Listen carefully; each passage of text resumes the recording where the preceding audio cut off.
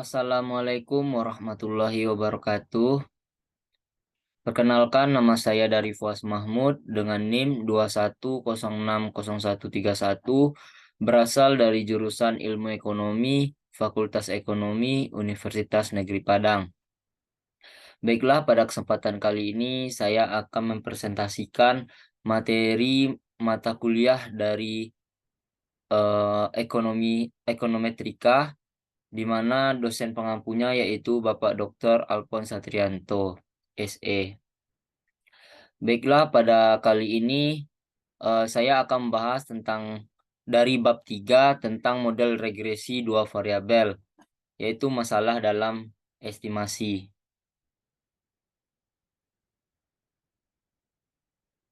Yang pertama yaitu metode ordinary least square. Ordinary least square atau OLS atau metode kuadrat terkecil merupakan suatu metode penafsiran koefisien regresi yang paling sederhana. Metode ini terdapat dalam analisis regresi berganda. Metode ini biasanya digunakan untuk meminimalisir jumlah kuadrat kesalahan dengan mengestimasi suatu garis regresi. Metode OLS termasuk jenis metode ekonometrik dengan dua variabel, yaitu variabel independen dan variabel dependen. Metode OLS dipersembahkan untuk Carl Friedrich Gauss, seorang ahli matematika Jerman. Untuk asumsi tertentu, seperti yang akan dibahas dalam subbab berikutnya, metode kuadrat terkecil memiliki beberapa sifat-sifat statistik yang sangat menarik dan telah membuat metode ini sebagai salah satu metode paling kuat dan dikenal dalam analisis regresi. Kemudian untuk memahami mengenai metode dari ordinary least square ini, pertama kita akan memperkenalkan prinsip-prinsip dari kuadrat terkecil.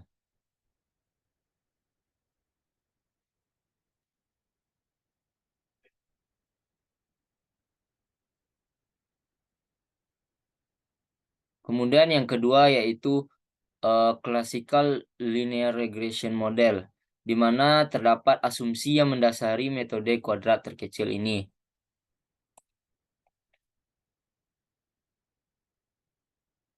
Yang pertama yaitu asumsi tentang model regresi linear, di mana model regresi ini atau model regresi linear ini dalam parameter-parameternya seperti yang dapat kita lihat dalam persamaan Y1 sama dengan beta 1 ditambah beta 2 dikali X1 tambah U1.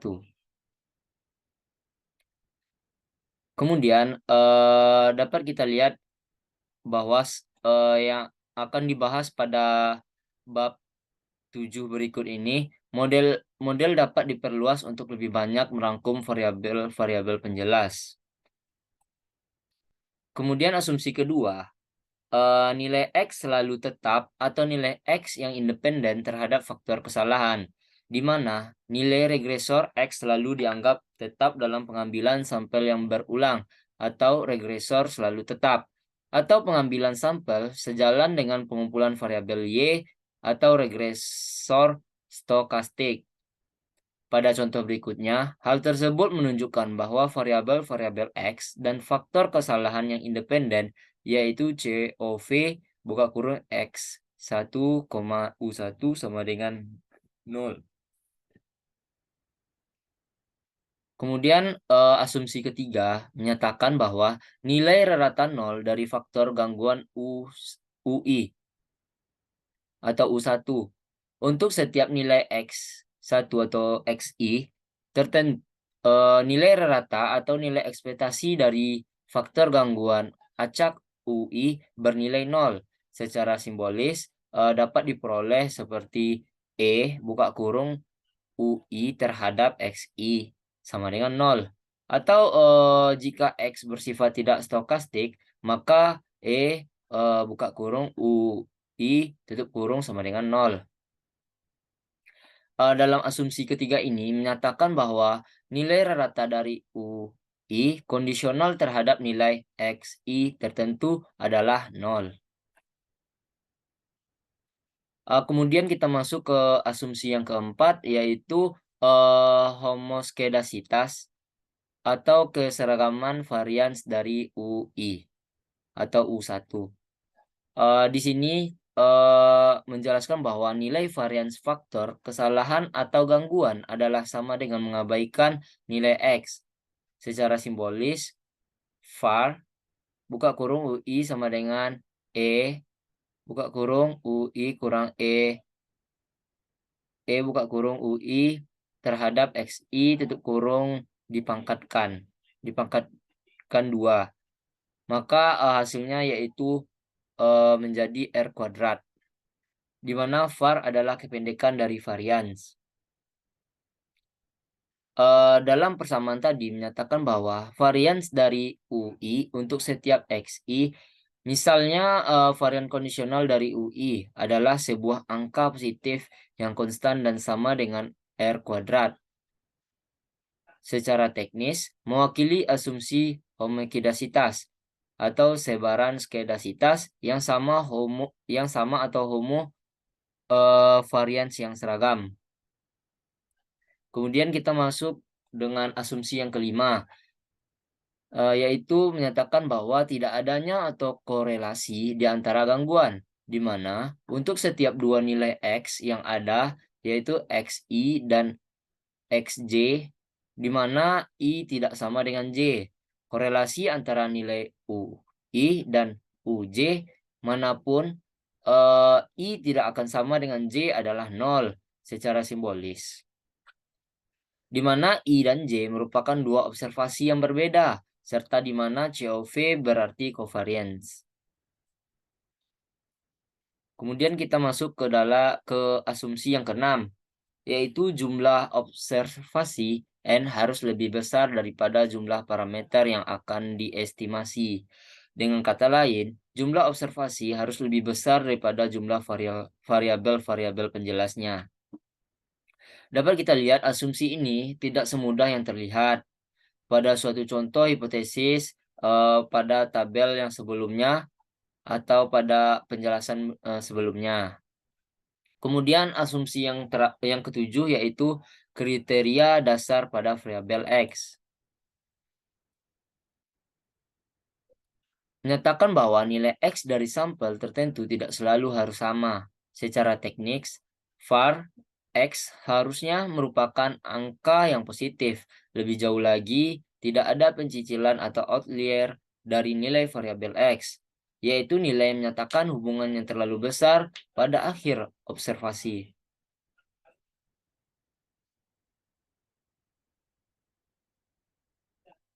Kemudian selanjutnya kita masuk pada materi yang ketiga, yaitu keakuratan atau standar error dari estimasi kuadrat terkecil.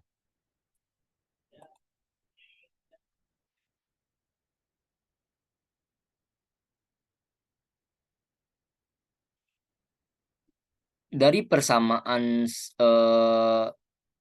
sebelumnya, terbukti bahwa estimasi kuadrat terkecil adalah sebuah fungsi dari data sampel.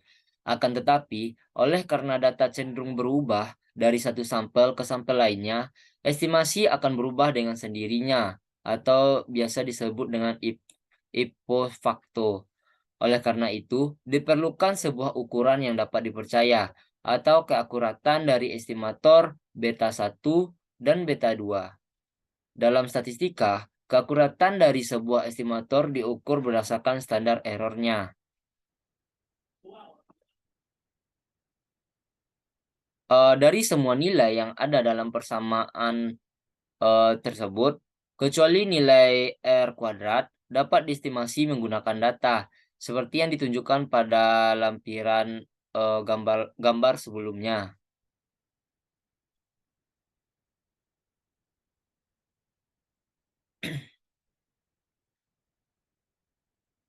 Kemudian kita masuk pada materi yang keempat, yaitu tentang sifat-sifat estimator kuadrat terkecil.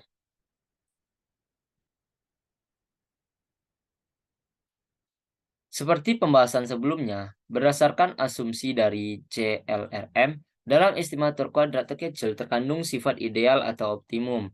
Sifat-sifat ini dimasukkan dalam teori Gauss-Markov yang terkenal. Untuk memahami teori ini, kita harus mempertimbangkan sifat terbaik linear serta tidak bias best linear unbiased property dari sebuah estimator. Seperti yang juga telah dibahas dalam lampiran yang sebelumnya atau lampiran A, sebuah estimator, misalkan estimator OLS beta 2 yang dikatakan merupakan estimator terbaik, linear dan tidak bias, atau best linear unbiased estimator atau biasa disebut dengan BLUE. Dari B2 jika memiliki sifat-sifat sebagai berikut. Yang pertama yaitu bersifat linear, di mana merupakan fungsi linear dari sebuah variabel acak, seperti variabel dependen Y dalam sebuah model regresi. Yang kedua yaitu bersifat tidak bias, di mana nilai rata atau nilai ekspektasinya E buka kurung terhadap B2 sama dengan atau beta 2 sama dengan nilai sebenarnya dari beta 2. Kemudian yang ketiga memiliki varians minimum dari semua kelompok estimator-estimator yang linear dan tidak bias. Sebuah estimator tidak bias dengan varians terkecil dikenal sebagai estimator yang efisien atau efficient estimator. Di mana pada teori Gauss-Markov mengacu pada asumsi-asumsi CLRM. Estimator kuadrat terkecil pada kelompok estimator-estimator yang linear dan tidak bias memiliki varians minimum, sehingga dalam hal ini estimator tersebut adalah BLUE.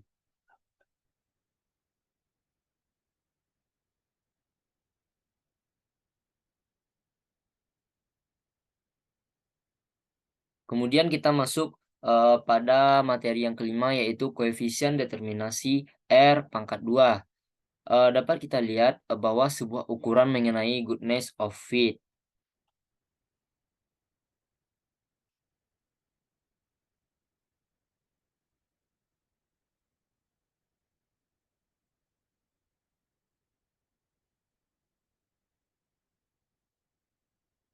Kita harus mengetahui permasalahan dalam mengestimasi koefisien regresi, standar error, dan beberapa dari sifat-sifat yang mereka miliki.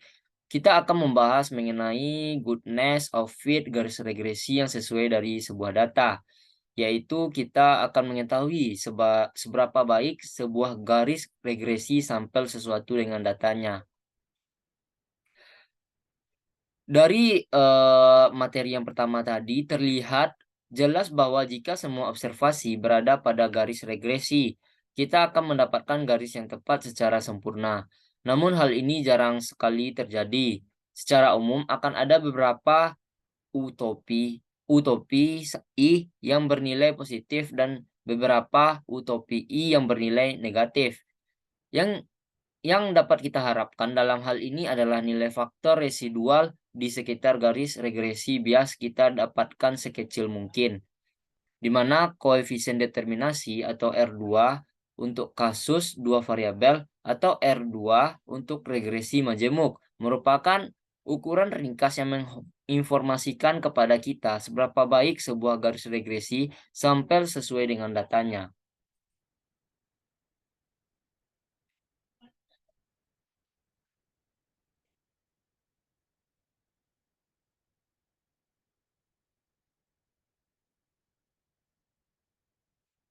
Kemudian kita masuk pada materi yang keenam yaitu sebuah contoh numeris.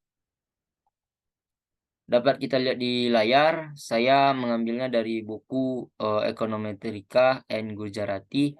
Dapat kita lihat bahwa di dalam tabel 3.2 ini observasinya terdiri dari 13. Kemudian terdapat bagian Y atau dependen yaitu sebanyak 13 juga sesuai dengan observasi. Ada X, kemudian terdapat catatan dari penjelasan yang ada di tabel. Nah, di sini dapat kita lihat bahwa teori ekonometrika yang telah dikembangkan sejauh ini dengan mempertimbangkan data yang telah disajikan. menunjukkan bahwa hubungan antara upah harian atau Y dan tahun pendidikan atau X. Teori ekonomi tenaga kerja dasar menjelaskan di antara banyaknya variabel, tingkat pendidikan berperan penting untuk menentukan upah yang akan diterima. Pada tabel sebelumnya kita memberikan data mentah yang diperlukan untuk mengestimasi dampak tingkat pendidikan terhadap upah.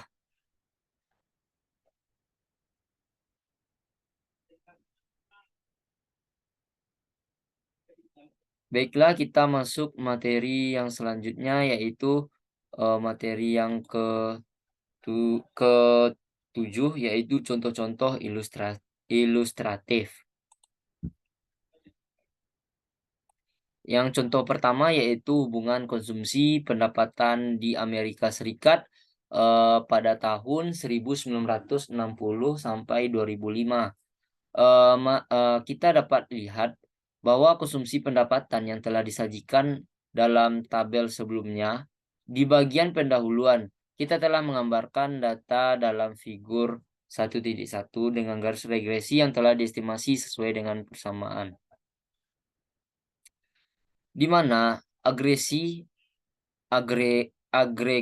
atau aspek ekonomi yang luas, fungsi konsumsi Keynesian seperti yang ditunjukkan oleh persamaan ini, yaitu persamaan Y topi I sama dengan min 299,5913 ditambah 0,7218 XR, di mana kecenderungan tambahan konsumsi atau MPC adalah sebesar 0,72, menjelaskan bahwa jika pendapatan sesungguhnya naik sebesar $1, rata-rata PCE meningkat sebesar 72 sen. Berdasarkan teori Keynesian, nilai MPC diekspektasikan berada di antara 0 dan 1. Nilai intercept pada contoh persamaan di atas adalah negatif, menunjukkan tidak ada interpretasi ekonomi yang layak. Interpretasi secara harfiah, hal tersebut berarti bahwa nilai PDB adalah 0. Rata-rata tingkat PCE akan menjadi sebuah nilai negatif dari 299 miliar dolar.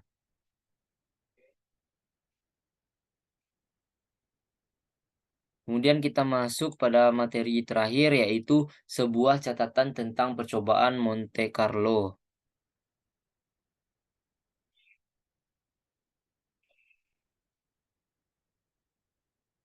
Pada materi ini kita telah melihat bagaimana estimator kuadrat terkecil dan asumsi-asumsi CLRM memiliki beberapa fitur statistik yang diharapkan dan terangkum dalam sifat BLUE atau Blue. Pada lampiran ini atau pada kesempatan ini saya akan membuktikan sifat-sifat ini secara lebih formal. Akan tetapi dalam prakteknya, bagaimanakah seseorang dapat mengetahui bagaimana sifat dari Blue ini berlaku? Sebagai contoh, bagaimana seseorang dapat mengetahui bahwa estimator OLS itu tidak bias? Jawabnya ada pada percobaan yang dikenal sebagai percobaan Monte Carlo. Nah, untuk memperkenalkan ide-ide dari ide-ide dasarnya, mempertimbangkan FRP dua variabel ini, yaitu variabel dengan persamaan YI sama dengan beta 1 ditambah beta 2 dikali XI ditambah UI. Pada tahapan ini sebuah percobaan Monte Carlo adalah berikut ini. Yang pertama, misalkan nilai mulai nyata dari sebuah parameter adalah sebagai persamaan berikut, yaitu B1 sama dengan 20 dan B2 sama dengan 0,6. Kemudian yang kedua yaitu pilihlah jumlah sampelnya. Misal N sama dengan 25. Kemudian yang ketiga, tetapkan nilai X untuk setiap observasi. Jadi, secara keseluruhan Anda atau teman-teman sekalian akan memiliki nilai sebanyak 25X. Yang keempat yaitu misalkan teman-teman melihat tabel angka acak atau random number table, memilih 25 buah nilai dan menamainya dengan UI. Saat ini beberapa paket software statistik memiliki pembuat angka acak dalamnya. Kemudian selanjutnya yang kelima yaitu oleh karena Anda atau teman-teman telah mengetahui beta 1, beta 2, X, I, dan UI dengan menggunakan persamaan tersebut, teman-teman akan mendapatkan nilai YI sebanyak 25 buah. Kemudian pada tahap selanjutnya yang keenam, menggunakan kedua puluh lima nilai Y1 yang telah terbentuk. Teman-teman dapat meregresikan kedua puluh lima nilai X yang didapatkan dari tahap ketiga sehingga didapatkan beta topi 1, beta topi 2, dan estimator OLS. Kemudian yang ketujuh yaitu anggaplah teman-teman mengulangi percobaan ini berulang kali sebanyak 99 kali. Setiap kalinya menggunakan nilai-nilai dari beta 1, beta 2, dan X. Tentu nilai UI akan bervariasi dari satu percobaan ke percobaan lainnya. Oleh karena itu, secara keseluruhan, teman-teman akan mendapatkan 100 percobaan yang menghasilkan 100 nilai untuk setiap beta 1 dan beta 2. Pada praktiknya banyak percobaan seperti ini yang dilakukan bahkan hingga 1000 sampai 200 kali. Kemudian yang ke-8 yaitu ambillah nilai rata-rata dari ke-100 estimasi ini dan berikan nama sebagai beta topi 1 dan beta topi 2. Dan yang terakhir, yaitu yang ke-9, jika nilai rata-rata ini atau rata-rata yang teman-teman dapatkan hampir sama dengan nilai nyata dari beta 1 dan beta 2 yang diasumsikan pada tahap pertama. Percobaan Monte Carlo ini dapat dikatakan telah menghasilkan estimator OLS yang tidak bias. Ingat kembali bahwa di bawah CLRM B topi 1 sama dengan B atau beta 1 dan E beta topi 1 sama dengan beta 2. Nah, langkah-langkah ini membentuk sifat umum secara alami dari percobaan Monte Carlo. Percobaan ini seringkali digunakan untuk mempelajari sifat statistik dari beberapa metode estimasi parameter populasi. Secara khusus, metode ini berguna untuk mempelajari perilaku estimator-estimator dari sampel yang bersifat kecil dan terhingga. Percobaan ini juga memiliki tujuan bagus dalam meletakkan dasar dari konsep sampling berulang, dasar dari banyak inferensi statistik klasik yang juga kita akan lihat pada bab berikutnya. Mungkin hanya itu yang dapat saya sampaikan. Kurang dan lebihnya mohon dimaafkan. Wabillahi taufik wal hidayah. Wassalamualaikum warahmatullahi wabarakatuh.